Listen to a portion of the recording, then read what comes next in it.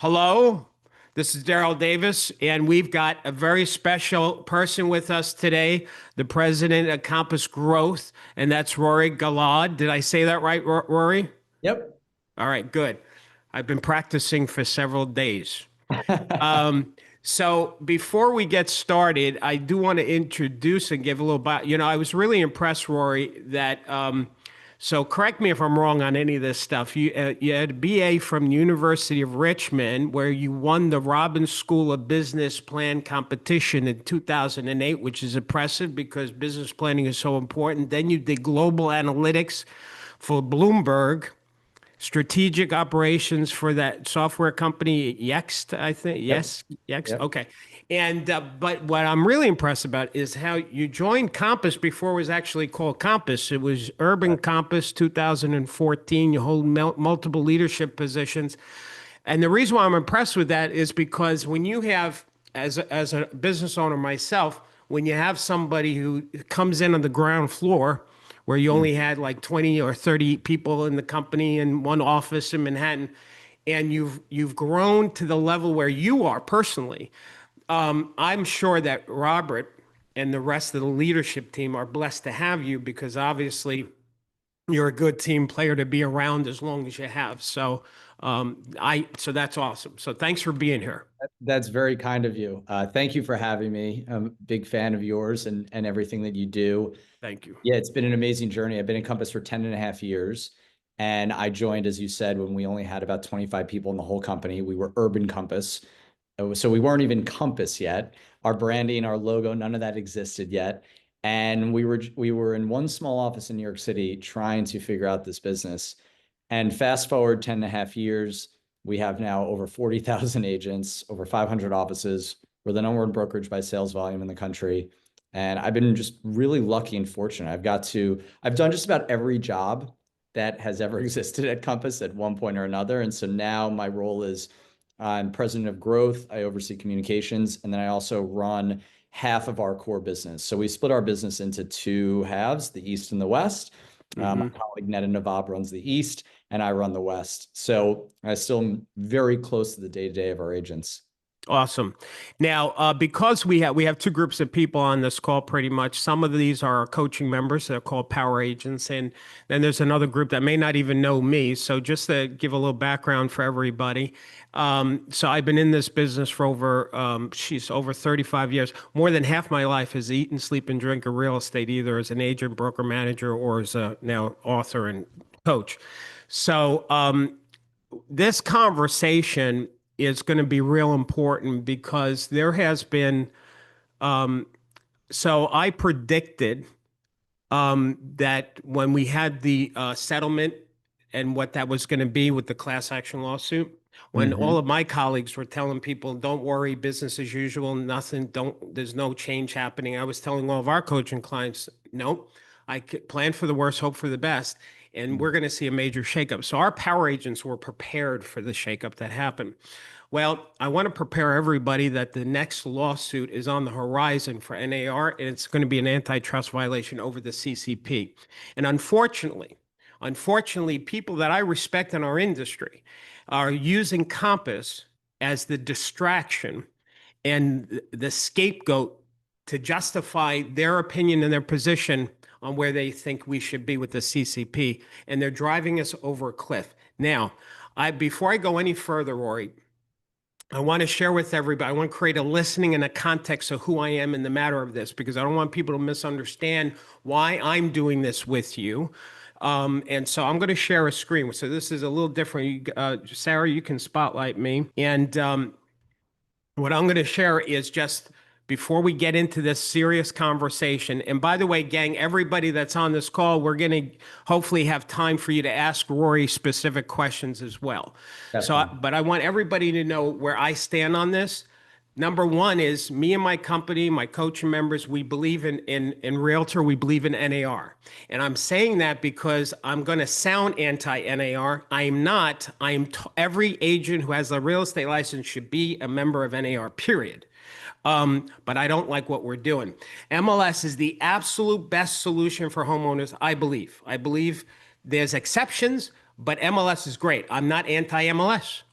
I am very pro. The homeowner is the client, and we have a fiduciary responsibility to them. This legal fiduciary responsibility is the same level as lawyers have with their clients and doctors have with their patients, governed by state license law and not by NAR. The relationship between a seller and a listing agent is sacred. As you can tell, I'm already got my New York attitude on, Rory. I was going to We say, just started. It's only 7 minutes. Wait till we're into this thing. I may have to you calm sound like one down. of my relatives. My team is going to tell me, Darryl, don't have a stroke in the middle of the webinar. Relax. NAR does not have the authority to interfere with our industry relationships with our clients. As such, NAR is an association and not a legal governing body. Somehow, this has gotten lost. NAR has to stop telling us how to conduct our business. And my company, we're not like pro or anti-Compass. Compass is one of our clients, just like Howard Hand and I can go through all these other companies. It doesn't matter. We are anti-CCP because the CCP is a violation of antitrust. Here, let me give a point to this. And by the way, shout out to Robert Revkin on this, because what I'm going to show, he gave me this thought, Rory. He showed at the convention there. This is, everybody, I want you to see this. This is NAR's handbook on multiple listing policy. MLS, do you see that word right there, everybody? It says MLS antitrust compliance policy. So NAR has this thing. Listen, gang, we got to stay compliant with antitrust. Let me read you what it says. Boards and associations of realtors and their multiple listing service shall not enact or enforce any rule that restricts, limits, or interferes with participants in their relationship with each other, in their broker and client relationships. That means sellers, that means buyers, or in the conduct of business. And then it lists, for example, it lists several examples. Number 7 examples: boards, association, realtors, and the MLS shall not prohibit or discourage participants from taking office exclusive listings. Certification may be required from the seller of the listing broker that the listing is being withheld from the MLS at the direction of the seller, because they're the client, they're the boss. How am I doing so far, Rory? Am I hitting the points correct here? I mean, at this rate, I don't think we're going to have to talk about pretty much anything else. We could do maybe a live coaching call and go through some role playing on how to win more listings. But I think you've hit the nail on the head pretty much. I don't know if there's anything else for me to say.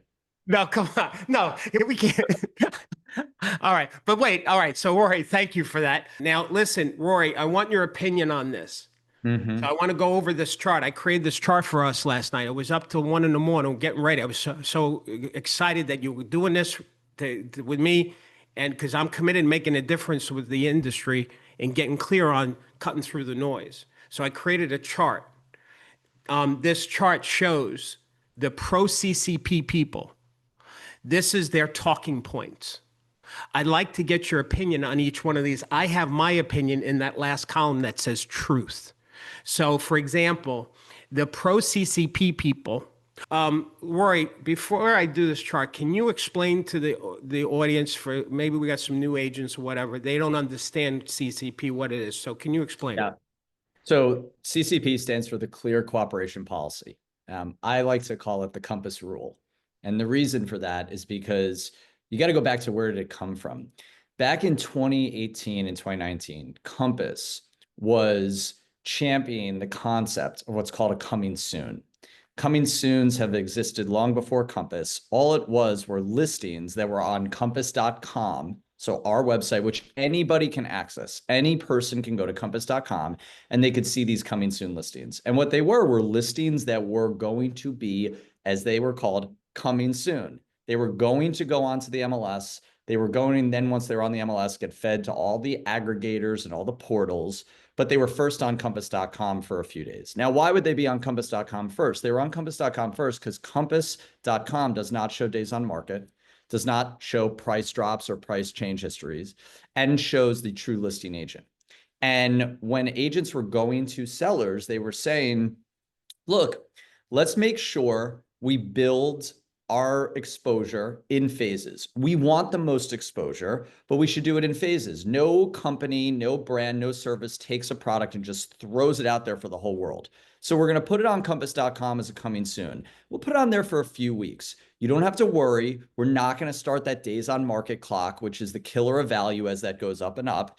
And maybe I'm telling you as your agent, I think the home's worth $1 million. You think it's worth 1.2. We'll put it on as a coming soon at 1.2. We'll get some feedback. We'll see how it's going.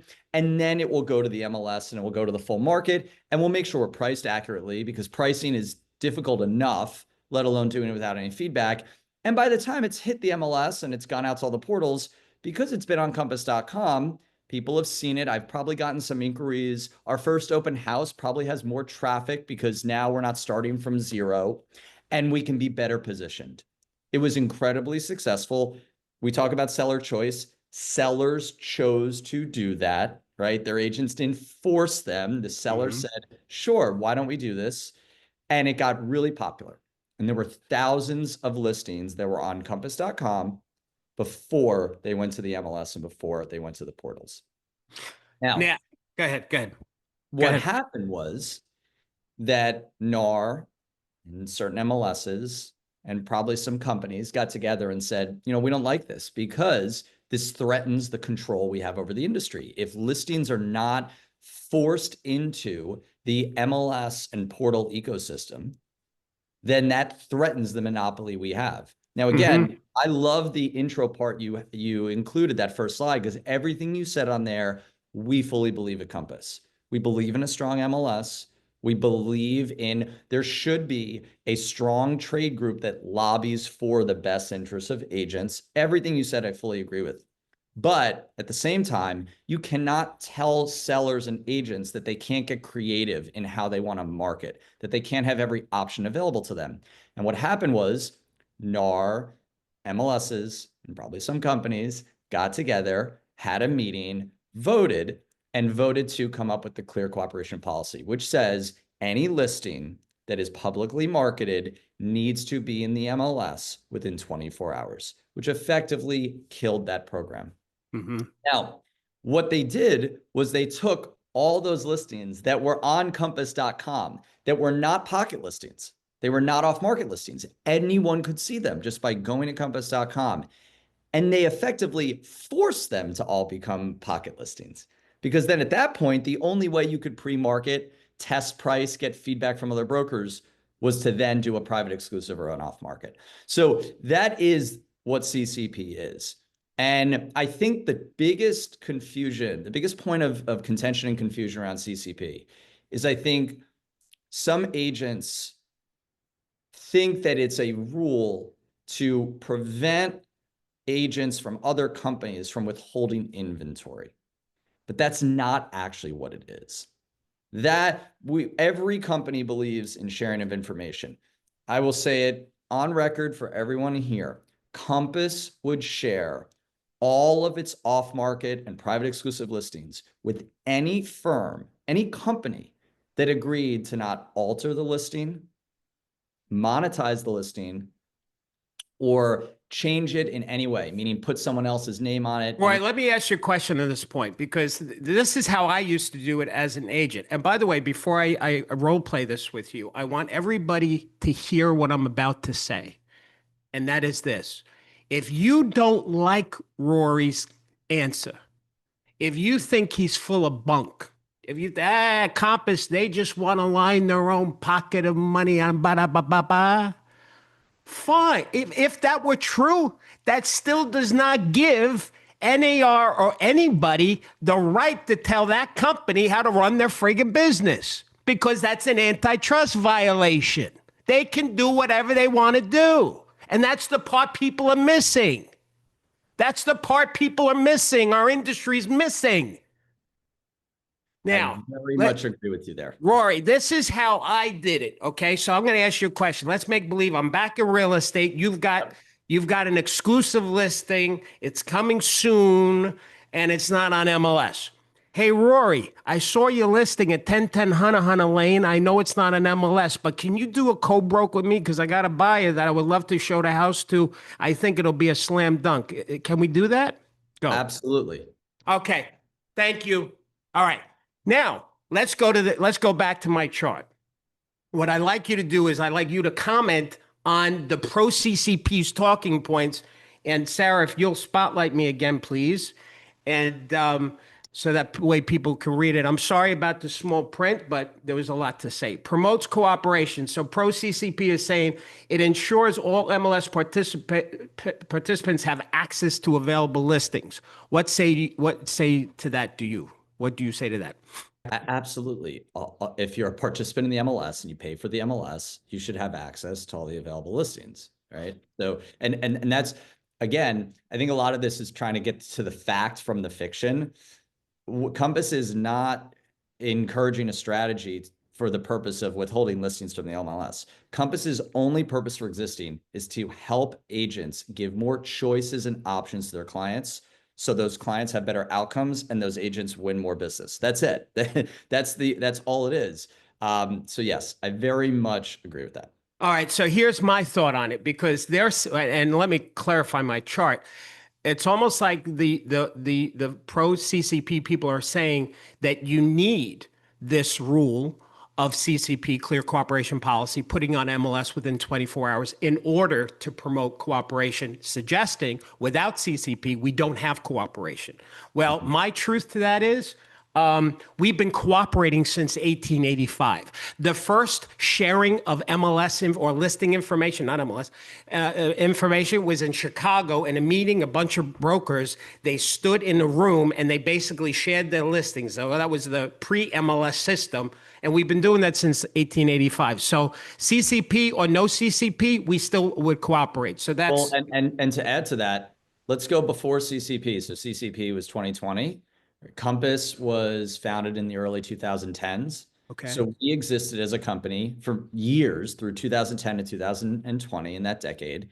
CCP was not a thing. And I would reckon that if you asked a number of agents, what would you say was business from, call it 2014 when I started Compass till 2020? Were we in this terrible Armageddon-like scenario where listings were being hidden and clients couldn't get access to things and agents couldn't get access to things, and think of every sort of scenario that everyone's describing would happen? That did not exist from 2014 to 2020. In fact, no one ever talked about this at all. And so, Right. and that's the world where portals existed, technology existed, websites, all of that. So I very much agree with that point. All right. Now, they say increase transparency. So we need to have CCP. We must have it to increase transparency to provide a more open and fair market. So suggesting without CCP, we don't have increased transparency. What do you say to that? Exactly what I just said. Prior to CCP, we operated as a business for a very long time with tremendous transparency. And actually, the irony is CCP is what's not transparent. Think about the example I gave before. Before CCP, every one of those listings was on compass.com. Everybody could see it. CCP forced those listings effectively underground, if you will. I'll give you another example. We came out with this concept about 2 months ago for a listing book. All right. A lot of people gave us a lot of heat for it because they're like, you're a technology company. Why are you printing a book of your private exclusives and off-market listings and putting it in all your offices? And the reason is we would love to share those listings with everyone via software, via technology. But because CCP does not allow for that, we are forced to put them in a book and tell agents, if you want to see our off-market listings, which, by the way, we're the only company who's actually doing this. No other brokerage is saying, you can come to my office and I'll give you a book with all of my off-market listings.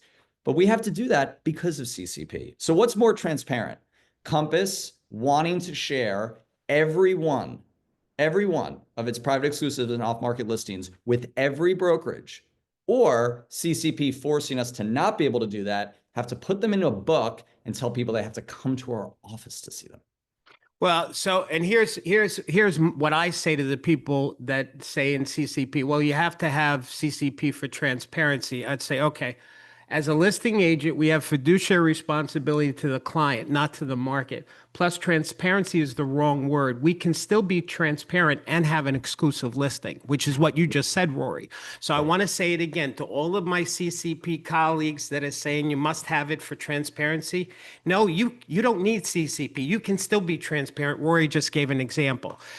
Sellers have a choice. This one gets me twisted. So, if you haven't noticed, I'm already twisted here. So, sellers have choice. Sellers can choose an open listing. So, talk to that. Yeah, this is one of my favorite ones. Why should an agent and their client have to give up exclusivity in order to have choice? Why should, in order to have the choice to market the home however I would like, why should I have to give up exclusivity? Why should I, as the client, have to say, you know what? I want choice, but that means I can't sign an agreement with the agent that I want to work with. There's no other industry. You used attorneys before. Imagine going to your attorney and they said, hey, there are 3 different ways in which we could approach this case. But if you want to choose one of those 3 ways, you can't actually work exclusively with me. We've got to figure it out and work with a bunch of people, and maybe I'll represent you, maybe someone else will represent you. It's almost crazy to even have to think about it that way. Well, what blew my mind is I was watching. This is what I mean by our industry has gotten so distracted from the real point here that they're making up weird things. Like to me, so for example, I don't know if I want to say his name. You did another interview with somebody. He's done a tremendous amount to our industry, but this guy was arguing with you, saying, "Well, Rory, open listings is a choice. Do you go on a listing appointment and tell the homeowner that why don't you do an open listing and encourage the open like they were arguing that all agents should push open listing on a listing appointment and explain that as a choice to the homeowner. I want to ask everybody that's watching, I want you to use your chat. Everybody, I'm looking at the chat. I'm going to do a quiz. I want you to write in the chat. When a homeowner says to you, listen, you can show my house, and if you bring a buyer and you sell it, I'm going to pay you a percentage. I'm not signing a listing, though. I want to sell it myself. I'm not signing a listing, but bring me a buyer and I'll pay you. Can you tell me the other name for that person? What is that name for that person? What do we call that person in our industry? I'm looking at the... Yes, yes, yes, FSBO. It's called a FSBO. So you've got real estate leaders arguing that you should be telling homeowners to be a FSBO. You know what, actually, here's actually a great way to think about it. Anybody, if you're a coach, if you're a real estate analyst, if you're someone who's invested in this industry, would you ever advise any of your clients to do what you just said? And the answer is absolutely not. And the people that are saying, well, great, if you want to have seller choice, you can just do an open listing. My question is, how many of your clients or agents are you encouraging to do that?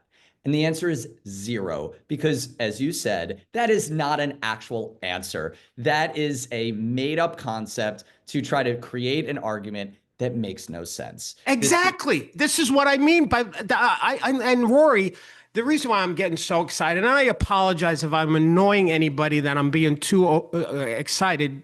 Really, I mean that. But I don't want to mention names because these are big players, people I respect. I was sitting at an Inman conference talking to somebody, my God, and they were arguing this point with me as to why we need why we don't need to cancel CCP because we have the open listing option for homeowners. And if any broker would encourage their agent, can you imagine everybody, that's the other thing. It's the people are villainizing you guys, say you just want the double dip in the money and it's about the money. It's about serving. All right, let's all just let's not even charge a commission. Let's just serve homeowners and donate our time because we're not in the business to feed our family. I very much agree with you on this point. And that's why it's not an actual real argument. It's not a real position. It's made up. It's ludicrous. And it's not even worth spending time on because not a single agent, and not a single agent who's even concerned or disagrees with what we're doing, or trusts or believes maybe their brokerage leader who disagrees with what we're doing, not a single one of them would ever agree to do an open listing or encourage their own clients to do a FSBOs. Think of it this way. Would an agent ever put on social media, you should all do FSBOs and open listings? Never. And you mentioned one other thing, and I think it's really important to address this. There are a lot of people who are out there saying, well, Compass is only doing this because they want to double end deals. They want to hold the inventory inside of Compass so their agents can be on both sides of the deal, right? Now, one, the numbers tell you that's not actually what's happening. We put this number out, and again, we're publicly traded companies, so we can't put out stats and numbers that are not real. If we were to do that, we can get in a lot of trouble. People can go to jail. We put out the number and said 94% of the listings that go through the Compass 3-phase marketing strategy, right? So start as a private exclusive, become a coming soon, go to the 3rd phase, which is on the market. So 94% of the listings end up on the market. Of the 6% that don't, the majority of those are co-broked with an agent at another firm. So what does that leave? 6%, the majority would be more than 3. So you're talking under 2% of listings, under 3% of listings that are deals where Compass agents do. Now, this is the most important thing to consider in this. So one, the numbers tell you that's not what's happening. In a world of buyer broker agreements, which we have now, because as you said, the lawsuit last year meant that now every buyer needs an agreement with their agent. A Compass agent who has a buyer, they have an agreement with that buyer. If a Compass agent has a listing, so let's pretend, Darryl, you're a Compass agent, you have a listing. I'm a Compass agent, I have a buyer. Compass, the company, is going to get a piece of that buyer commission, whether we buy a Compass listing or not. So if you have the listing and we're both at Compass and I bring my buyer and we do a deal, yes, Compass gets the buyer commission, the seller commission. And if you sell it with someone else and I bring my buyer to a non-Compass listing, Compass still gets my buyer commission because we have an agreement. So the concept of double ending mathematically doesn't actually make any sense. Well, I'll say this. Listen, if we're honest, now, everybody pay attention to this. If we're honest, I don't think there is any broker in the United States, if they had a choice of listing and selling, or just listing and getting the listing side, I don't think there's any broker that would tell their agents, don't try and get both sides of the transaction, because that's business to generate both sides of a transaction.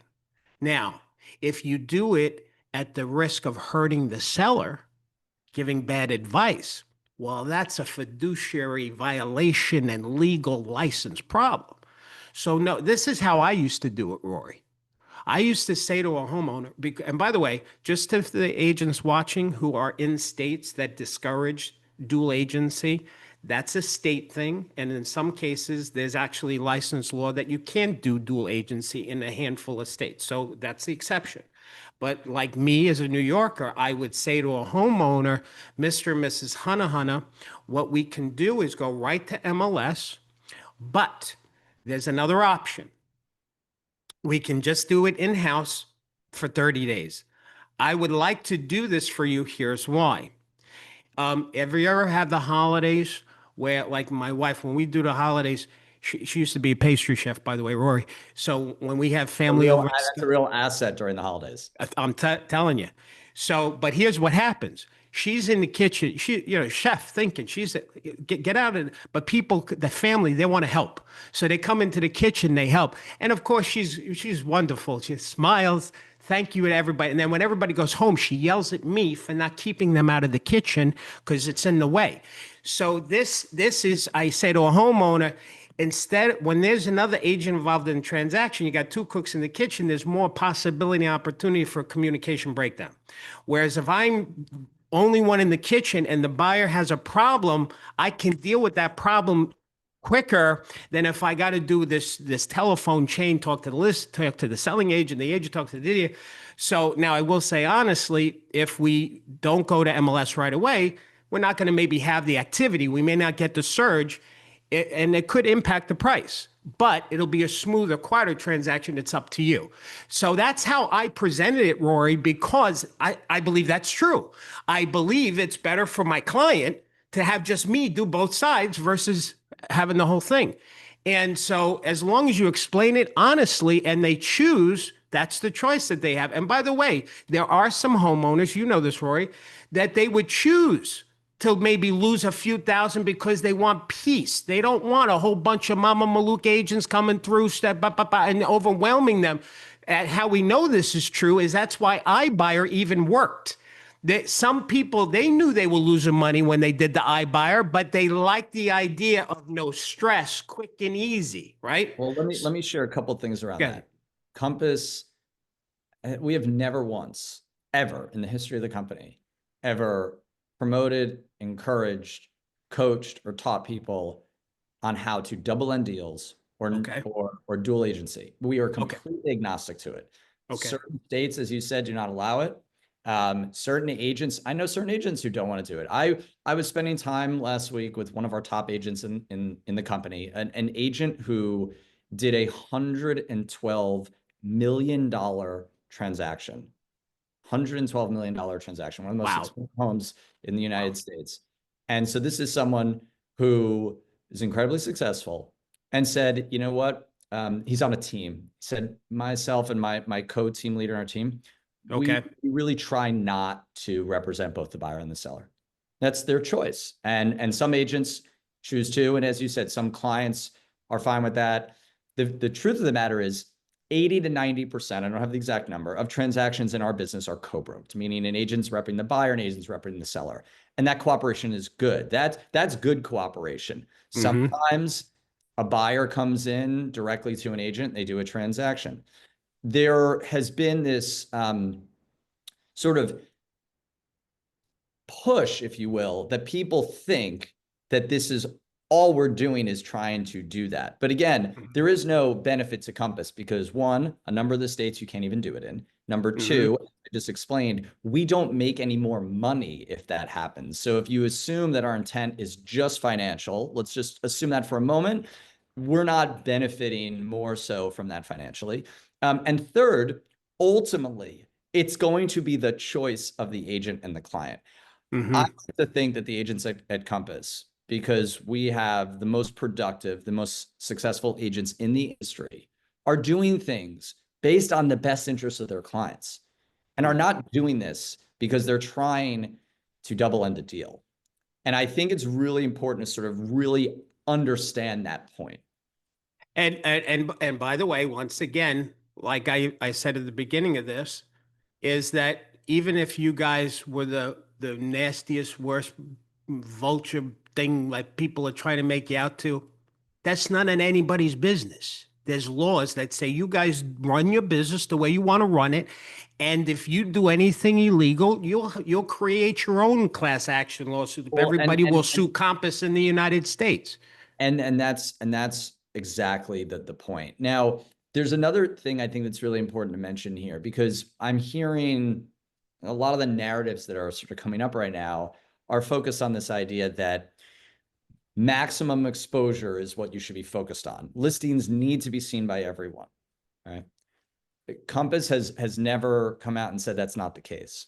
I do think there actually is a really interesting question, though, we should all ask ourselves. Just take one moment and ask ourselves, why is it that the most sophisticated, financially motivated, and successful sellers, home builders, and developers sell hundreds of thousands of homes every year off the MLS? These Mm. people are incredibly sophisticated. Many of these companies are multi-billion-dollar companies who are very smart, who are not going to do something if they think it's going to leave money on the table. It's a good question to ask. Why are they selling Mm. homes off the MLS? We don't have to get into that now, but just something to think about.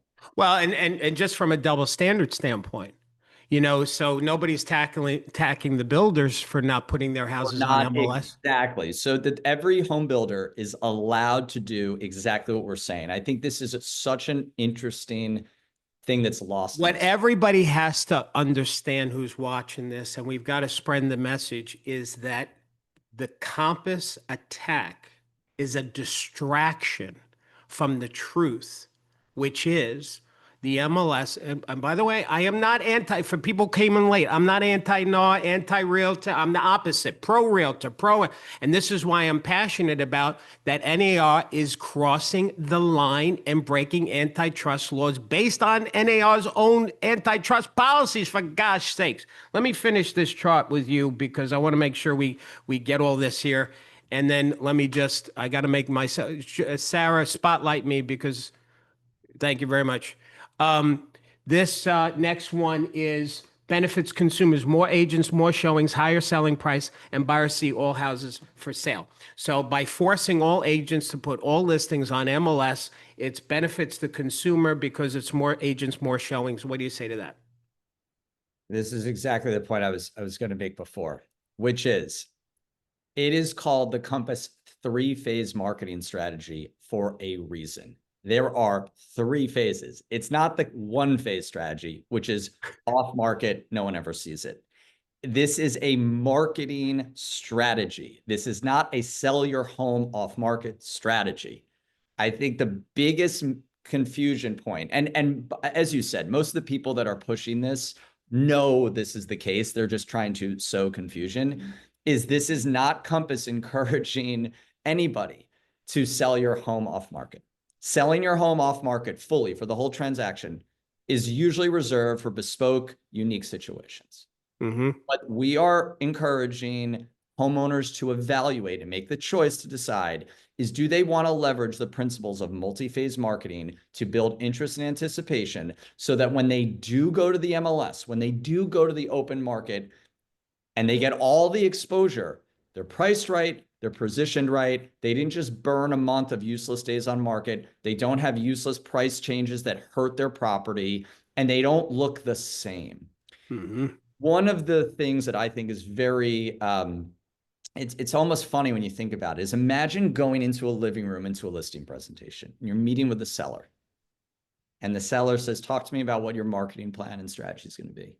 And you say, I'm going to take your home. I'm going to do the exact same thing as every single agent in the United States. I'm going to put it on the MLS and I'm going to hold an open house. And then you pause.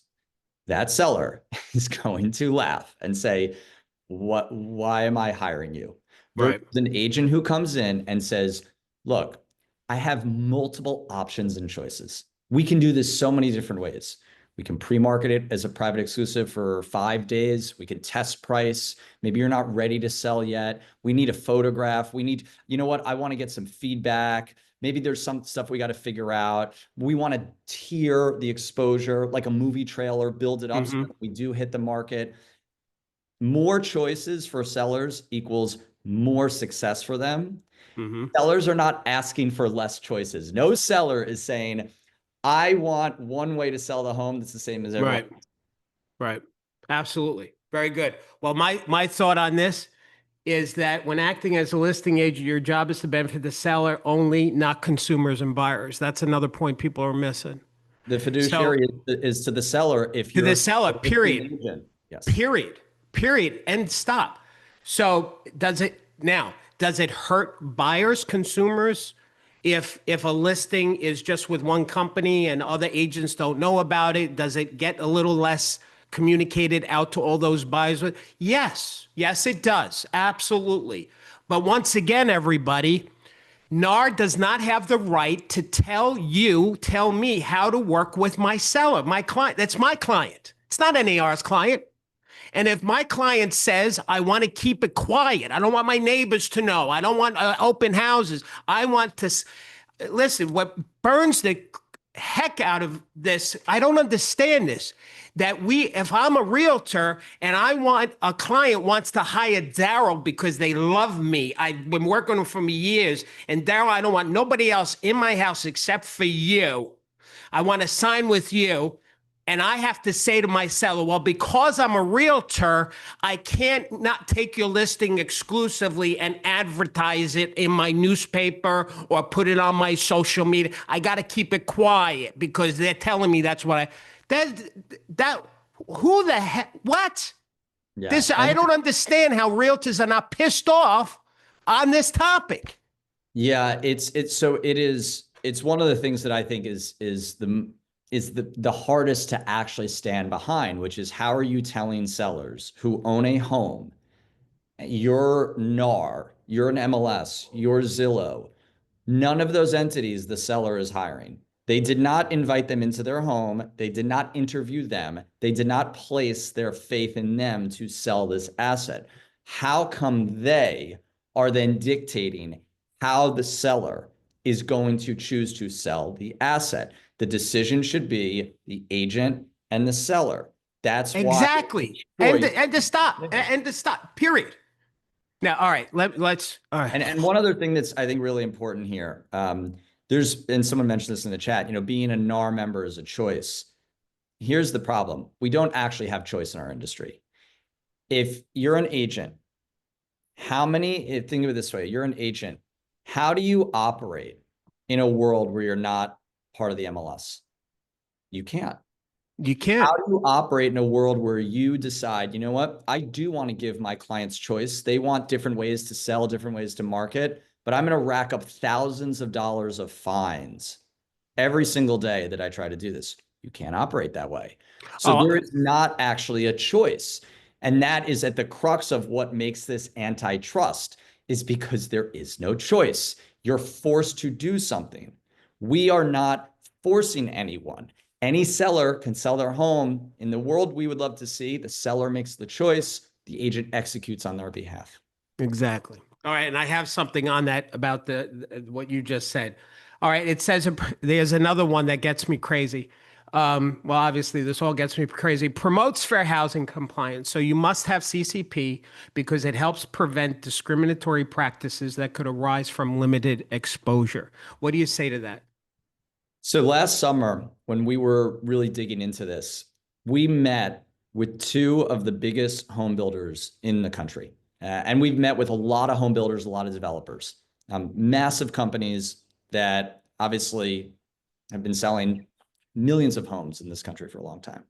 And we said to them, you sell all of this inventory off the MLS. You don't put your listings in, you market them yourself. Aren't you worried about fair housing? I mean, you must be concerned. Wouldn't there be all these lawsuits when people, I mean, you're selling thousands of homes a year. One of them had their general counsel in the meeting, and the general counsel laughed.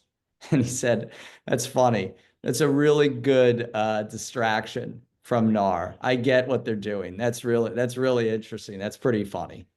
This is not a fair housing issue.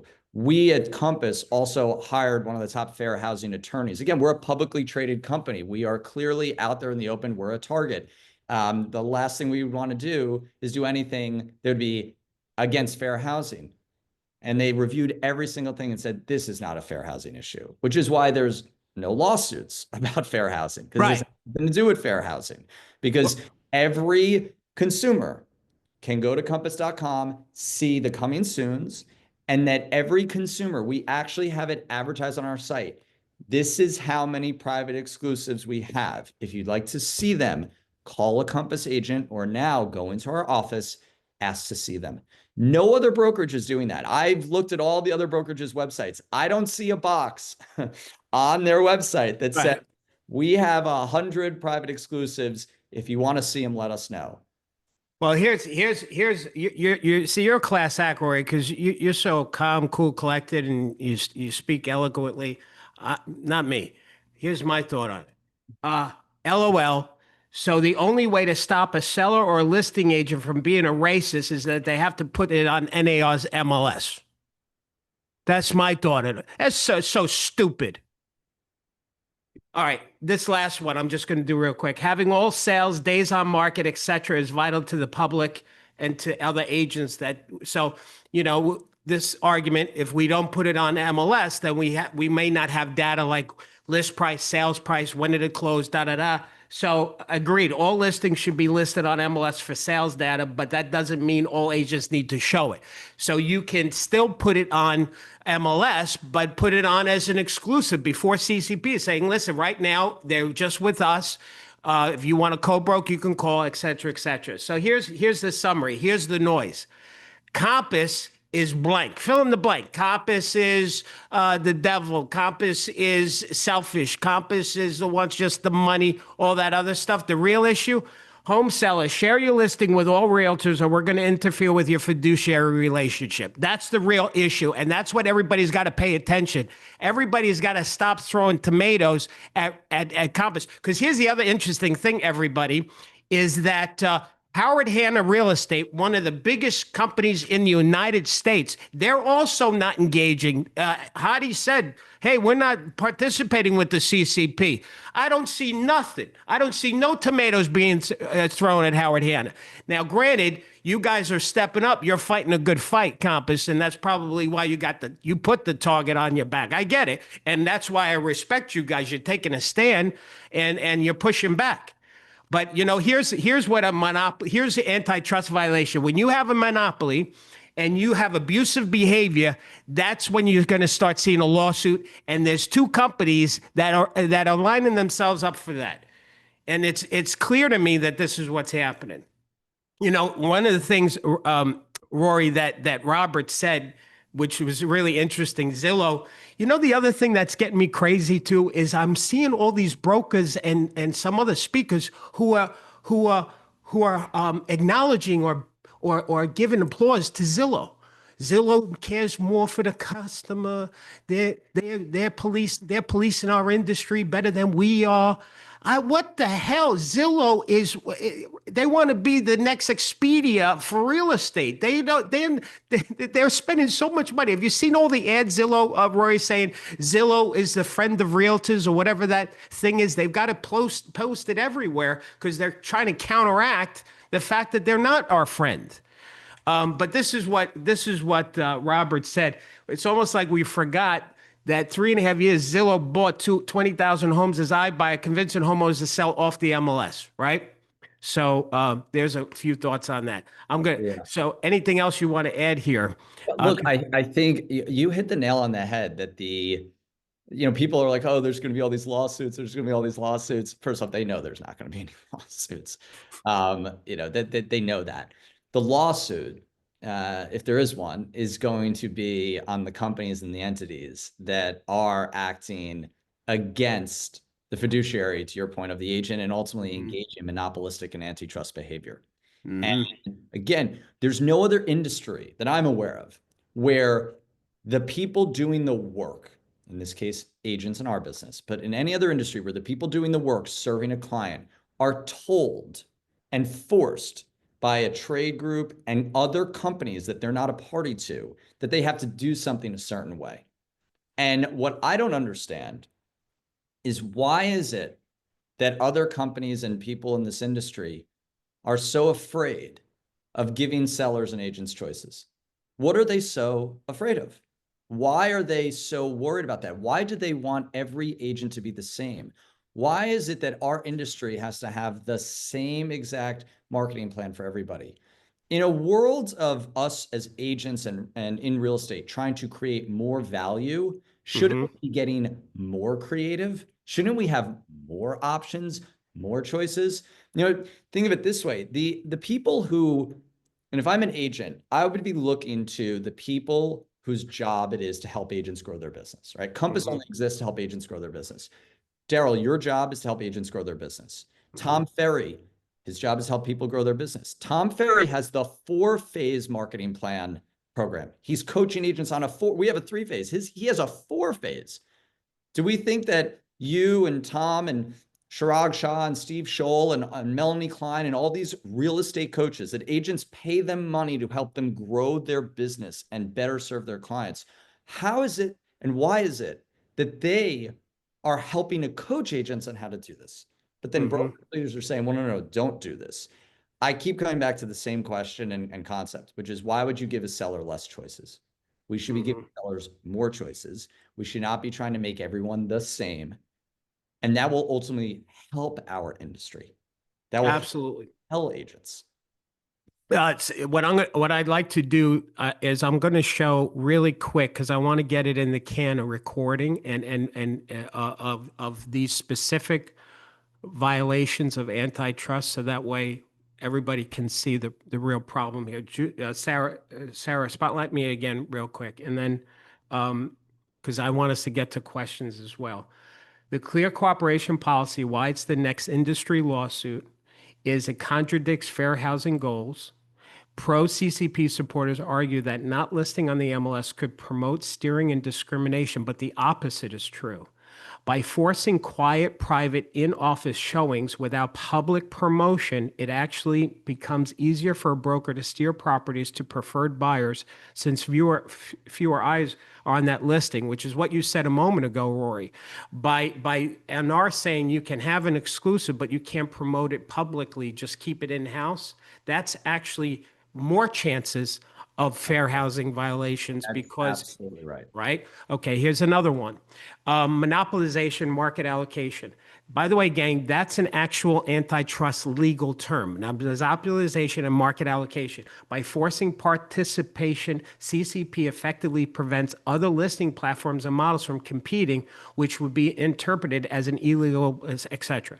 Acting like a cartel, mafia style. Mandates that all listings must be shared with competing agents, even when it goes against the homeowner's preference.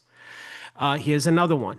Restricts seller's choice, which we were talking about. Restricting trade. CCP removes the freedom of homeowners to decide how, where, and with whom their home is marketed. Violating restraint of trade could be viewed as agreement among competitors, MLS participants, to force business practices that benefits the organization over the consumer. Let me just clarify that for everybody.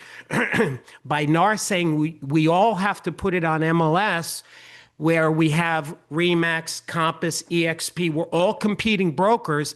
Any lawyer will say, you guys put the CCP in place to help competing companies to monopolize the commission. Gang, wake the heck up. Okay, here's another one. Boycott. By penalizing agents or brokers who don't comply, effectively blackballing them from the main marketplace is suppressing competition. So by saying that if you don't adhere to us, we're going to fine you. That's the other thing. If one agent makes a mistake in an office, they'll turn off the MLS for the whole entire office because of that. Fine you and ban you, right? And ban you. Ban is saying you are banned for not doing what we say, which is give us all your inventory, give us all your information, give us all your data. Oh, we're not going to pay you for it. Right. Yeah. There's another one. Give us all the data, all the information, give us all your listings. And if you don't like it, then you will be banned. And NAR is saying you will be fined or banned or kicked off. It's just that's not in the spirit of competition, which is what propels this entire country, which is competition. Exactly. And I'm going to, there's one rule that actually would be the death nail to NAR on the CCP and antitrust. I'm almost going to I'm almost there. Now watch this. So Rory, that NAR just passed this other stupid policy that I think all MLSs are rejecting, which is, okay, to help. You see, NAR knows that they're violating antitrust. So what they decided in their meeting, we're not going to get rid of the CCP because, but what we're going to do is give the homeowner a choice that they can put it in the MLS, but not put it on I think it's the IDX feed, still the VAL, right? Okay. So watch this. This is the inconsistent. So NAR allows homeowners to opt out of the IDX exposure, but not the MLS, creating a contradiction. If they're saying that you have to have exposure, then why did they even come up with this rule saying that you can, like they're talking out both sides of the argument, which will be used against them. Here is the real death nail. Here it is. By forcing participations, it prevents listing platforms. I'm sorry that we had this earlier. I'm sorry. It makes it difficult for alternative business models and market strategists to survive. So watch this. I did some research, Rory.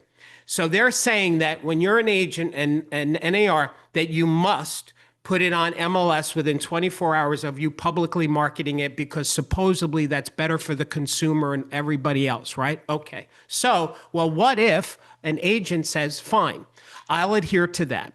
I am going to list that house on my state MLS MLS.com. So everybody that doesn't know about this company, this is a nationwide MLS system that's not owned by NAR.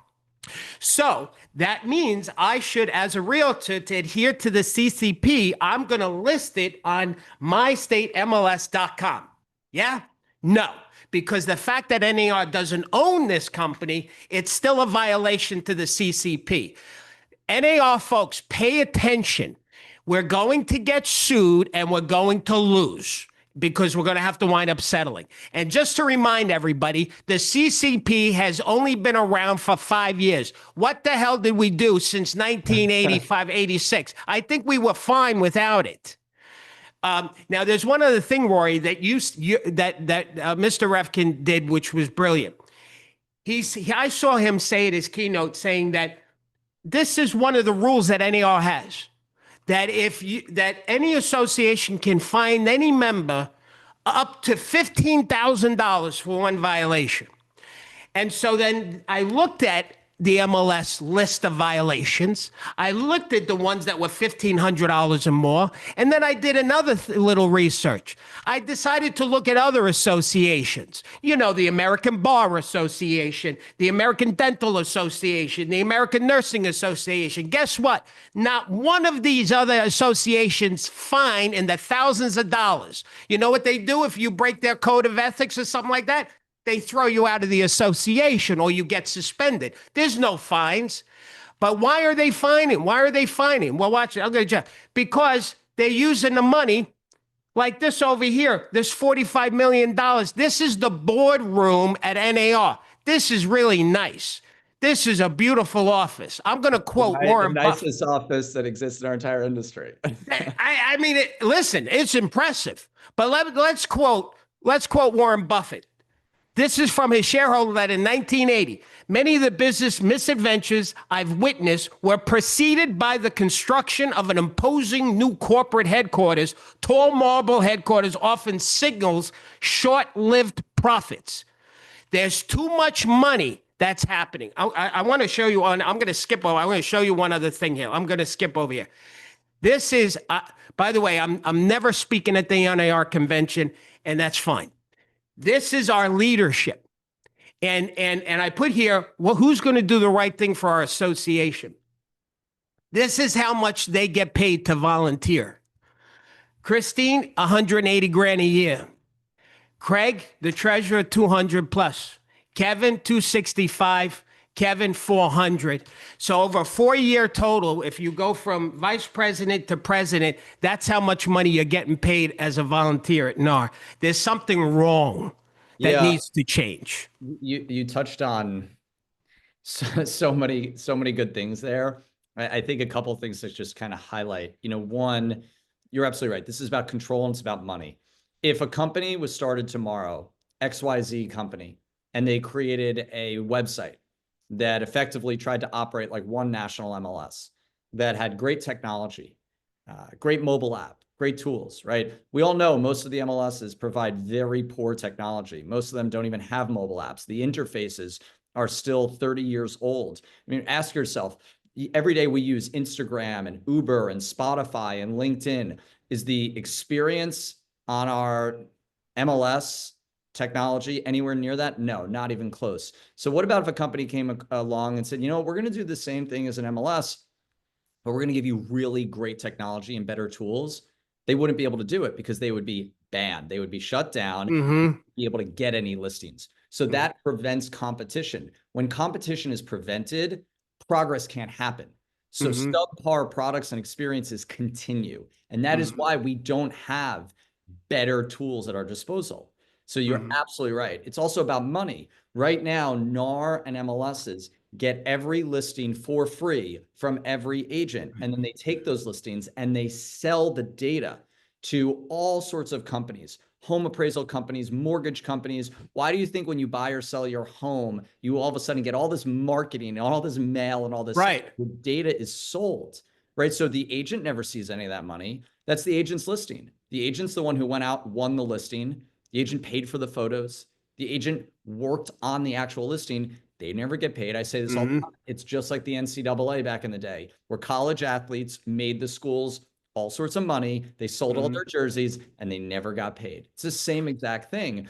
And Zillow's doing it as well. So it's about control and it's about money. Now, again, when I say that, I am not suggesting that the answer to that is then to withhold every listing from the MLS. And in the same way you started this by saying you believe in a strong MLS, you believe in what NAR should stand for as a trade group, I very much agree. What I would like to see are strong MLSs that give consumers and agents choice, flexibility, and control, and function solely to allow a place to share data and to do transactions. And that is it.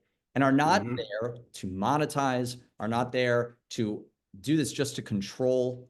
That's exactly what Compass wants. We're not looking for anything else other than that. We're not looking for a new system, a new change. We just want these organizations to give homeowners and agents the choices that they deserve.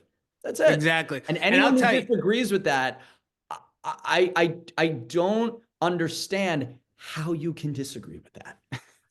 You know, and just for people that are coming late to the party, I mean, I know I've been pretty loud and passionate. My anger stems from one thing and only one thing. See, Rory, what you may not know about me as a real estate coach, the only people I focus on in my coaching is the agent. I like brokers, I like managers, but I don't train them, and I don't play politics. I don't care who I piss off. I don't care about NAR. I don't care about, I believe in NAR. I believe in realtor. But my coaching is always for agents to make more money and design a life worth smiling about. And my one thing that pisses me off is NAR does not have the right to tell my agents how to do a listing appointment and how to run their business. Period. End of story. And that's the problem here. So whether people agree or disagree with Compass and their approach, I don't give a that's not what this is about. This is not about if you guys are they're making you a distraction. They're making you a distraction. I don't see anybody talking about Howard Hanna. I said that earlier. So that's the problem here. That's the problem. And by the way, just to point this out, and then we're going to go to questions. Is this, when I showed this over here, I want to be clear with everybody about this. This to me is wrong, and you'll see I got at the top of the thing say, who's going to do the right thing for our association? One of these people, Kevin, Craig, Christine, they have the power to make a change to stop taking this kind of money. This is gross. This is not the way to run an association. So there's a lot of waste up top, and I hope one of these folks is going to do the right thing for our industry. Okay. Yeah, you talk about you've talked about distraction a lot. I think that's a really helpful framing. There's a quote. I'm not going to get it perfect. It's Sun Tzu, and it's the secret lies in confusing it's the secret lies in confusing the enemy so that he cannot fathom our real intent. Right? The secret lies in confusing the enemy so he cannot. I like that. That's good. Real intent. Sun Tzu, right? The Art of War. That's all this is. This is, as you said, a distraction to sow confusion so that we are not, as an industry, focused on the real thing.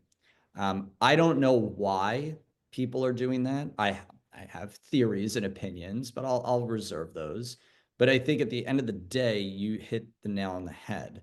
NAR, MLSs, Zillow have no right to tell an agent and their client how they can work together and how they can sell what is the most valuable asset of most people's lives. And you know, Rory, one of the people I told you that I respect, they said to me, well, Darryl, how often would a homeowner say, I don't want to go on MLS. I just want you to show the house and promote it and sell it. How many of those how many we're talking about? And I said, probably very few. I don't know, 5, 10%, maybe not even that, a few. And they said, well, then why are you arguing it?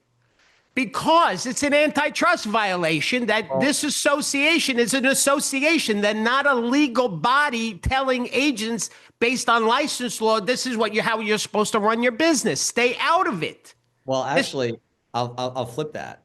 The very few, let's call that the 6% of the 94% listings that go on the MLS. This is actually fighting for the 94%. This is not fighting for the 6%.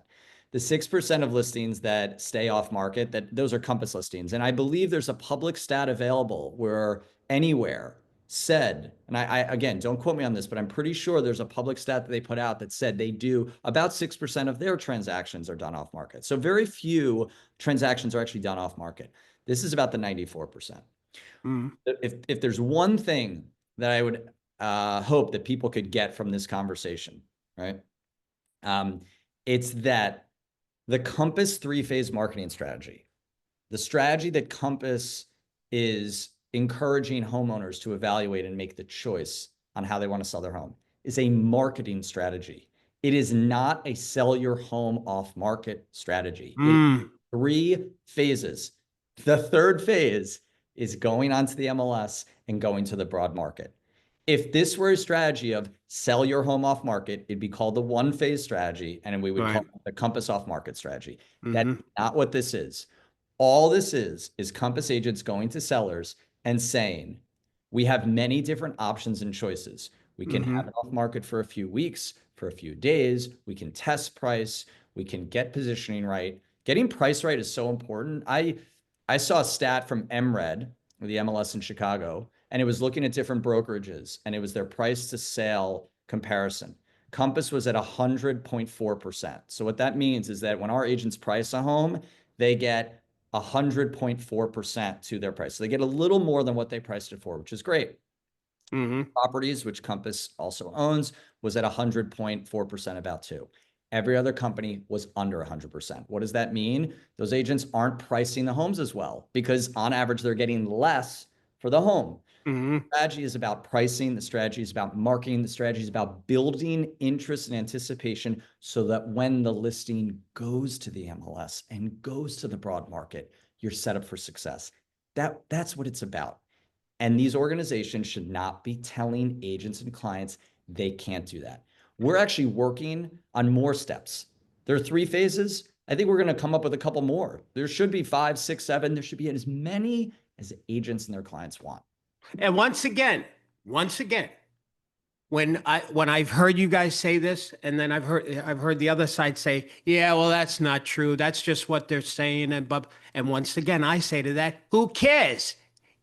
Compass has the right to run their business the way they friggin' want to run it, and there shouldn't be a rule that tries to tell them how to run their business because that's going to be another class action major government lawsuit, for God's sakes. Do you have time, Rory? Do you have time for these? We got like 19 questions. Absolutely. Let's jump through them. All right. So how we do this, so that way you and I don't have to read and be distracted. Julie's going to read it for us, and then we'll just answer it so that way we can be present. So Jules, can you do that? I most certainly can. Hello, gentlemen. Great job. Deborah says, could Compass show their own listings during the coming soon period? I think you covered that, came in early, but. Okay, so then we're good on that one. Go to the next. Maya, how long were those coming soon homes on Compass website? Yeah, it varied. Some homeowners put a coming soon up for a day. Some did it for 3 months. And it's the same thing with private exclusives. Some people do the 3-phase strategy. I've seen people do a day as a private exclusive, a day as a coming soon. And I've seen people do longer. It's totally up to them. So it completely varies. Thank you. Jolie says, how does this affect FSBOs? I think Darryl hit the nail on the head. A little passionately, maybe. By the way, one of the best points I've heard in a long time, you're right. Open listings are FSBOs. It's like. Yeah, I mean, what is that? Wait, I just got to say something that got me where I really, this is what happened. I got to tell you the story really quick, Rory. So I'm going to speak poorly of this person, so I won't mention their name, but it was an attorney for one of the big associations out west. And they read my Inman article and they called me to tell me why I was wrong and about the CCP thing. And part of what he said was, well, you can do an open listing, which would be fine. And so I didn't connect open listing to FSBO when he said that in the conversation. So here's how I answered it, though. I said, so in other words, counselor, what you're saying to me is that you're encouraging agents to go tell a homeowner, I'm going to advertise your house, promote your house with no commitment from the homeowner. And then before it sells, the homeowner says, you know what? I'm going to list with somebody else and pay them the fee. You'd be okay. Let me ask you, counselor, let's say I hired you to represent me in court and I'm going to pay you a contingency. You know, you guys call it a contingency. It's a commission, but you dress it up by calling it contingency. So let's say I'm going to pay you 40% commission. And after you've done all the trial work and everything else, just before we're going to win the case, I decide to give it to another law firm and they get the 40%. Would you take that case on? Because that's what you just said to me. Yeah. And then you know what he said to me? He said, well, in that example, in the legal profession, we do have a way to protect me from getting paid. Oh, so for you, it's okay. You're still going to get paid, right? So why are you arguing that agents should bust their butt and spend money and not get paid at the end? What the hell's wrong with you? All right, go to the next question, Julie. Darryl, you would have been a heck of a litigator in another life. Oh my God. Right? My power agents, they tell me my mother wanted me to be an attorney or a doctor. So what I did was I have doctor handwriting. It's horrible. Oh, So that's as close as I got to that. All right, Julie, next question.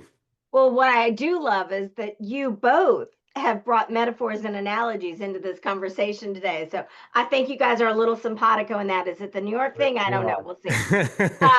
Maya says, how can I explain to a seller that not publicly putting their house visible to everyone for a short period of time is good for their listing and is a marketing strategy? Great question.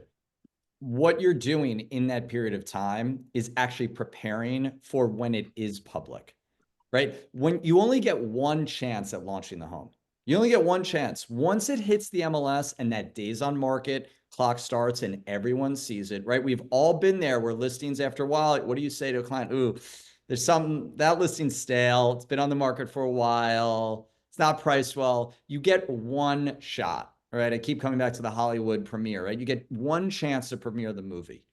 You know, in Hollywood, they don't make a movie, spend 2 years and $100 million and just throw it out there and hope people like it, right? They test it, they edit it, they do screenings. And so what you're telling your seller is, look, my job as your agent is to help sell your home as fast as possible for the most amount of money with the least amount of hassle. That's the job of a listing agent. It's that's all I'm doing. In order to help do that, we need to make sure we're positioned the right way. We need to make sure we have the most interest and anticipation around the property. We need to make sure we're priced well, and we need to make sure our marketing strategy is solid. And so in order to do that, what I recommend is a multi-phase strategy to do that allows us to test price, get broker feedback, make sure we're marketing properly, make sure we're positioned well. Oh, by the way, when I leave your home today, you're not ready, most likely, for me to put this on the market today. Most agents and clients need a couple days. Get the listing agreement signed, get the home cleaned up, get it photographed. But guess what? We don't have to lose a week or two while that happens. You want to move fast? I can actually help you move faster. We're going to put it on as a private exclusive for that week so I can start the process now so that when we do go on the open market and everyone sees it, we have more people at the open house, more interest, and I just saved you a week or two versus me saying, hey, sorry, we're not going to hit the market. Well, you know, here's another example where it's costing agents business and money, the CCP, just with what you said. Let's say you have a homeowner who's ready to, you're sat at the table, you're ready to, you did your whole conversation and they want to hire you, but they want to do some improvements first on the house and blah, blah, blah. And so with the CCP, we get kind of held back of getting that listing right now because we're worried about that 24 hours. If that CCP didn't exist, I can simply say to a homeowner, that's not a problem. Let's do this. Sign the listing. Let me start prepping the house. Well, now that you hired me, I can start spending my time and energy. I can help you. I can call some people to give you advice on what to improve, not to improve, save you some money. I'll call some of my buyers that I think can overlook the fact that the front door is not painted yet so we can start testing. I mean, it's all for the friggin' benefit of the homeowner that the agent should be able to get hired that night so they can start doing the prep work to take care of their friggin' client. Exactly. So, my gosh. All right, next question, Julie. Let's see. Oh, Oh, by sorry. the way, on that movie premiere, just food for thought for everybody. For anybody that's a Trekkie, in the Star Trek series of movies, there was a movie where Captain Kirk dies, and it sets up for the next generation of movies. And they did a premiere. They did a movie premiere, and they got the critique cards back. And everybody hated the ending because Captain Kirk died so miserably, like not honorably. They actually had to go back to location and reshoot the entire death scene from that testing the market. I mean, So it's there you like, go. yeah. And how much did that cost? Exactly right. All right, go ahead, Jules. Next question. We're a little nerdy around here, Rory, just so No, you know. I love it. I'm more of a Star Wars guy. You know, there's That's all right. Nobody's perfect. yeah. Wanda says the only occasion I can think of that CCP is good is in the case of bank-owned properties foreclosures. Listing agents would put up a sign, but no listing was on MLS, and they would not even give to other agents as a price. Okay, that's just a comment. Okay, all Sure. right. And maybe in unique circumstances for that situation, great. Yeah. Okay. Jan, why does Compass give the seller money to list with them? That's not, we don't give sellers money to list with us. So I think You know what they're confusing that with? Jan, you're confusing. There's a company out there. It's called something agents. What is it called? Oh, I actually, I think I know what Jan is referring to. So we do have a program called Compass Concierge. Okay. What Compass Concierge is we front load the cost of home improvement services for sellers. So let's say agent goes into the listing, homeowner has a home. The agent says, look, in order to best sell this, we need to paint the kitchen. We need to declutter, deep clean, and maybe even do a little landscaping. It's going to cost $25,000. I know for you as the homeowner, cutting a check for 25 grand to do that might be a little tough. Why don't we do this? Compass will front the 25,000 at a minimal cost. It'll cost you a couple $100s, right? Mm. And then you sign a listing agreement with me. And when the home sells, you pay me back the $25,000 I lent you out of the sale proceeds. So we front load that cost. We've done that for tens of thousands of homes. That's a program that we've run since 2018. It's been incredibly successful, incredible tool to win listings. But it's not, we don't give it to them and they get to keep it. If they sell, we have to get paid back. It's a loan. It's a loan. It's a loan. It's an incredibly low interest loan to show the homeowner that we're invested alongside their success. Okay, good. Next question. I think that definitely shows the value of getting all of the information as opposed to a part of the information. Paul says, did Compass create or assist in the creation of AREA, the American Real Estate Association, financially provide an incentive influence, or has quietly partnered with them in a conditional agreement with them in any way? We have not financially supported AREA. We are not a participant in AREA. One of our agents, Jason Haber, is a co-founder or a sort of leader of it alongside Mauricio Umansky and others. We believe in what they're doing, very much so. And I fully support them. And I think what they're doing is exactly right in that they're trying to advocate for the same things that we're talking about here today. But we're not financially part of that or have any financial arrangement or partnership with them. They're completely independent to Compass or any brokerage. And just to also be clear once again, I saw somebody else saying we should sue NAR. We should all take our money away from NAR and drop out of NAR. I am not, that's a horrible idea. I believe every licensed agent in the United States should become a realtor, and of course a power agent, which is my coaching students. Ha ha ha. But seriously, I believe every agent should be a realtor. And NAR has so many benefits and value. It's absolutely, so throwing the baby out with the bathwater is a bad idea. What has to happen is all of the agents that give a damn about our association, and if you're on the same page with me with what you need to get involved, you need to get on committees, you need to become a president, you need to make changes. We are NAR. We are NAR, and we need to take it back. Next question. Thank you. Deborah, why would a seller limit themselves to sell just within a broker's office versus putting on the MLS 100 realtors versus thousands? I believe this is in the interest of of the listing company, but sellers should have a choice due to circumstances, but need to be explained properly. Deborah, the ending of what you said, Deborah, is exactly correct, right? Sellers should have the choice. And again, as I said earlier, this strategy is not advocating to take a home and only sell it within an office, right? This is a strategy to tier it out and then have it eventually hit the market. But you're absolutely right. I agree. Awesome. Yeah, I do and see a yes. lot of questions, I'm sorry, coming into the chat. If you want us to take your question, please put them in the Q&A. We aren't scanning the chat. Sorry. So just to finish up on that, the reasons why a homeowner would choose to have less activity, because everybody like that was she was right. If you don't put it on MLS, you're going to get less activity. There's no doubt about it. You have fewer agents that know about it. There's going to be fewer activity. And if you have fewer activity, you're going to probably get less offers. And if you have less offers, it could be a little lower price. Absolutely. Could be, right? Not necessarily. In a hot seller's market, it could still sell way above asking price. But that's not the point here.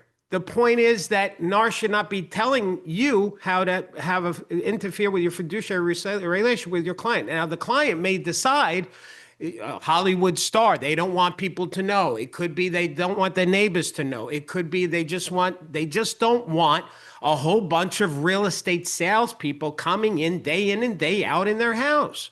Yep. There's some agents that, like Rory, you know it. Like there's some when I was listing and selling, there were some clients that they trusted me so much they did not want to deal with anybody else. Darryl, you are here. Period.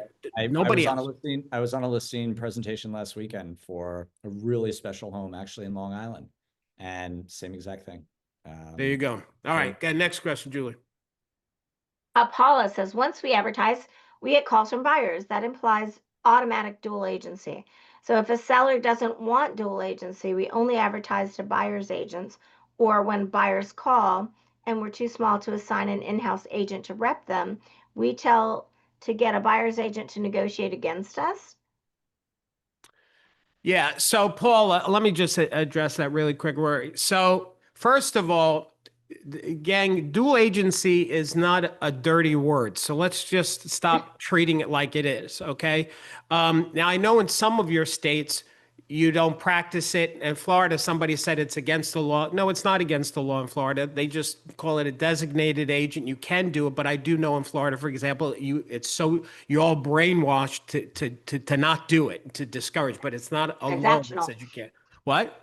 Transactional agent. Yeah, transactional agent. So, but anyway, so that's something for your broker to do. You know, if your state says that you can't do both sides, then yes, you're going to have another agent in the office who's representing one party and you're representing the other. That's a very simple thing, and that's not a problem. So that's an office thing. All right, next question, Julie. And by the way, just Jules, make sure that we are getting questions and not comments in here, okay? Mm-hmm. All right, go on. John, what is the Compass 3-phase marketing plan? Yeah, well, we've already done that. No. that, yeah. We've done that so many times. So that's the person came late. Next question. All right. How does Compass work? I guess we've covered that as well. Can you do an office exclusive for 30 days? Sharon wants to know. Yeah. You'd have as long as you can. I mean, I don't believe there's any state. There's a couple markets where you're not allowed to do an office exclusive. Seattle being one of them, right? Okay. California. So everyone should know this. This is really important. California Association of Realtors and CRMLS are both actively trying to prevent agents from being able to do office exclusives going forward. So just think about that for a moment. The largest state in our country, with probably the most agents, I would assume, is saying, we are trying to stop you and your clients from doing office exclusives and private exclusives. Think to yourselves rhetorically this question: how many agents and sellers have raised their hand and said, we would like that? The answer is 0. Yep. Wow. All right, Jules, next question.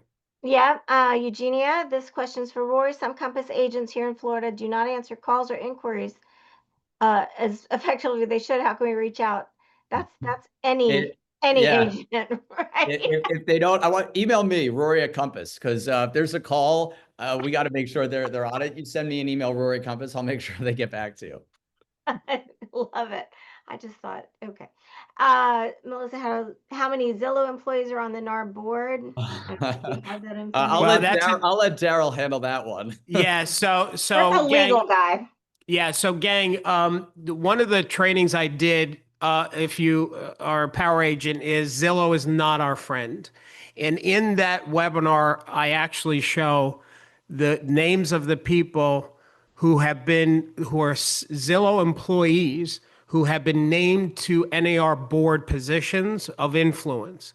To me, that's just screwed up, man. That is totally screwed up. And so, yeah, there are some, and there you go. Next question. Let's see. Joy says brokerages are independently owned and operated. I'm with Keller Williams. All of our offices. We have been told that our head broker of the group of 6 offices in my area have told us we cannot allow the other offices in this group to see exclusive listings due to the NAR rule. How do you explain this to us? So I'm happy to bring this up. This is the challenge with CCP, and this is the problem with the Zillow ban, is they do not want you sharing your office exclusives with other agents. They want to shut it all down. And so your question exactly implies, like, how does this make any sense? And that's part of what we're aggressively pushing back on. Mm-hmm. Which, by the way, just a little food, just to let everybody know that when Zillow published their new listing guidelines, it said that if you got a listing and you didn't put it on in 24 hours on MLS or Zillow, then they would ban you. In other words, if you got the listing and you didn't put it in your MLS, but you listed it on Zillow, that was fine. That was okay. Exactly. That was okay. I'm telling you, gang, it ain't about what's better for the consumer. It's about the money. It's about the money, whether it's NAR's money or the MLS's money or Zillow's money. It's about money, which is, I get it. It's good to have, listen, fight for your dollar. Increase your bottom line. That's all good. But you don't break laws to do that, which NAR is doing by telling you how to run your business and interfere with your fiduciary. You all have to understand something. We're not salespeople like car salespeople, furniture salespeople. We are licensed real estate professionals that have fiduciary. That's a legal term. When a client hires you, you have to work for your client. And NAR is interfering with that legal relationship, and that's where the next shoe's going to drop. Mm-hmm. Next question. Okay. Maggie says, what if I see a Compass listing on Compass? What if I see a Compass listing on the Compass site during the coming soon? Can I bring my non-Compass brokerage offer? Absolutely. Yes, Maggie. So here's what Compass is saying, and correct me if I'm wrong, you're not hiding the listings from everybody. You're just choosing in your 3-phase, or the seller's choosing the 3 to not initially put it on MLS, but you're willing to co-broke. So if another agent sees the coming soon and they say, I got to buy it for that, I don't want to wait for MLS, can I show it today? You would say yes. Absolutely. And look, one thing that's really important to note. So in Chicago, MRED is the MLS in Chicago. MRED has its own private listing network. So what happens is every brokerage in Chicago puts their private exclusives and their off-market listings into the MLS, and they share them with all the brokerages.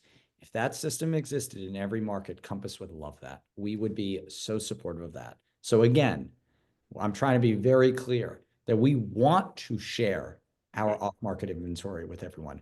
The rules and the bans are stopping us from doing that. So, okay, go ahead, Jules. What he said. Marie Jose says, but the seller says, I don't need to test the market. I'm hiring you because you're the professional and you're supposed to know the right price. What do you say to that? Fantastic. We can put it right on the market. Not everyone has to do this. It's a choice. Maybe you do, maybe you don't. I love it. Sharon, can you post pics just saying coming soon without violating CCP? Yeah, well, so actually, that's a good question on CCP because it depends. Everyone's kind of interpreting it a little differently by MLS. Now, Zillow has said you cannot put it on the internet if it's not in Zillow. So you can't post. That means posting a pic means it's on the internet. Even coming soon. Even coming soon. Okay. Thank you. Allie, all MLSs have different rules, but the fundamental difference is some allow coming soon for 30 days and some do not permit. How does that affect CCP? Well, and that's sort of what Darryl mentioned, is that NAR sort of passed the buck. They said, you know what, we don't want to get involved. And I think Darryl's right, because I think they know that they're doing something they shouldn't be doing. So we're just going to say, follow your local MLS. Some MLSs have said, we don't think this is a good idea, so we're going to have different rules. And so if they're saying that, doesn't it tell us that there's a problem here? So that's why some MLSs have chosen to do their own thing. And 80% of the MLSs are owned by NAR, but 20% are not. So 20% are doing whatever they want. Right. Okay. Go on, Jules. Sauce. Let's see. Evie says, are you advocating for whisper listing kind of practice when you say Hollywood actor? Don't you want to be on the MLS? Yeah, as I've said many times, no, this is not a whisper listing off market strategy. I love all these terms the pro CCP people come up with, like the open listing. No, Yeah, it's a FISBO. You know, they're coming up with all this different words to scare pocket listings to scare people. Yeah. Yeah, dirty words, right? Dirty words, yeah. Nancy, as a buyer's agent, if we are focusing on listings in the MLS and other listings such as Zillow and don't pull an exclusive listing from Compass, can we as agents be considered steering by not viewing your website and suggesting your listings? No, because it's your choice on where you search and where your client searches to find listings, right? So there's no rule that says you have to look at every website. There's no rule that says you have to look at every home. It's completely up to you. You decide what you want to look at and what you don't. Okay, next I one. love it. Thank you. Melissa, how do the big tech companies get away with selling our customers back to the realtors using our data? Great question. I would love an answer for that question. That's a lot of what we're trying to figure out as well. Well, you know, part of it is that when, you know, the way all the agreements are set up, you basically are signing away any rights to your listings when you put it into the MLS or being an NAR member and et cetera. Like, so they can do whatever they want with your listings. They own the images, the copyright, the creativity to it, et cetera, et cetera. What really burns me too on this is, Rory, is that, you know, the listing agent cannot upload a photo that says, hey, I'm the listing agent. Here's my contact information, right? Yeah. So a lot of the MLSs don't allow that. But when you flip through, right, the listing photos, what's the last photo always? It's some ad from a home inspector, title company that paying Zillow, whoever they're paying. So the listing agent can't advertise themselves on their listing, but we can make money on that agent's listing by selling an ad space to somebody else. That's wrong too. It exactly is. Darryl, unfortunately, I have to jump. Getting sorry. The ping from my team. I have so enjoyed this. Thank you so much for having me on. I really, really appreciate it. And, you know, thank you for advocating for, you're not advocating for Compass, you're just advocating for choice for agents and to protect the industry from putting itself in a position that could be very compromising. So I really appreciate you having me on. Thank you so much. Well, Rory, listen, thank you to you. Thanks to Compass for you're taking the black eyes to standing up to something that is going to be a problem in our industry. So I thank you for that. I thank Robert for his leadership on that as well. And listen, more importantly, thank you for being so generous with your time, staying an extra half hour to answer some of the questions. I apologize to everybody we couldn't get to your questions. We have a roster of everybody that attended today. We'll make sure that we get this video to everybody, and I'm going to actually include my slides as well because I want everybody to see the talking points, and we need to get this message out. Compass is not the enemy. The CCP rule is the antitrust violation. Everybody keep your eye on the important thing. Do not be distracted by what other people want you to be looking at. It's not Compass. It's NAR and the policy. Rory, God bless you, brother. You as well. Thank you so much. Thank you, sir. Bye-bye.